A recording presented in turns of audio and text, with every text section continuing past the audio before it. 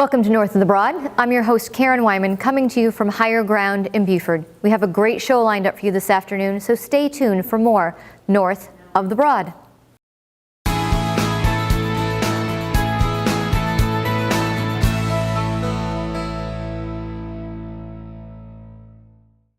Welcome to North of the Broad. I'm your host, Karen Wyman, coming to you from Higher Ground in Beaufort. I'm joined this afternoon by Danielle Breidung from the United Way of the Lowcountry in the VITA program. Yes, thank you for having me. Welcome back. I mean, you were here just a few months ago to talk about all the services that VITA offers, but there may be some people out there who are unfamiliar with the acronym VITA, V-I-T-A. So could you tell us what that stands for? Sure. VITA stands for Volunteer Income Tax Assistance, and in the Lowcountry it is a coalition of 7 counties where this service is provided. So obviously we're in the middle of March here. People hopefully are well into looking at filing their income taxes, working on their income taxes. Could you give us any update about what sort of response you've had to people looking for and actually signing up for the services that VITA offers? Perfect. Well, at this point we've prepared over 1,000 tax returns. Amazing. Pretty amazing. Yeah. We have returned a greater number of refunds than ever in the program's history at this point. So we're very pleased that people have been getting access to the tax credits that were the reason why VITA was founded in the beginning. We still are taking clients. Obviously, it's a walk-in basis at all of our sites except for one. So we'll be seeing clients through April 18th, which is the last day for filing in 2017.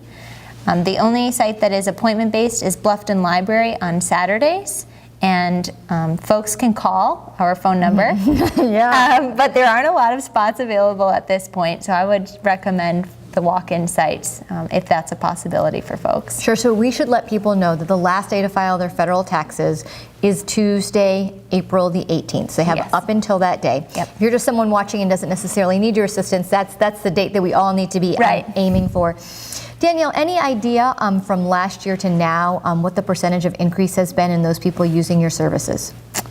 We are actually down a little bit at this point in terms of number of people served over last year. Because we got new software in 2017, the volunteers had a steep learning curve and we weren't able to serve as many people as quickly. But we are catching up to our numbers from last year.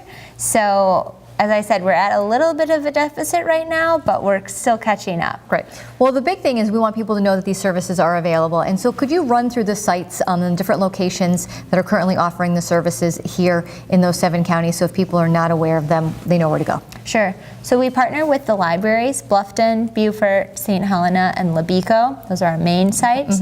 We also serve at Goodwill and the Deep Well Project, so Bluffton and Hilton Head. And then in the outlying counties, we partner with Lowcountry Community Action Agency, which is in Walterboro and in Hampton. And we're partnering with 2 universities this year, Voorhees and the University of South Carolina, Beaufort, to be able to serve folks in those areas with the assistance of students. Well, and this is all under your organization and collaboration, right? You have a lot of territory to cover.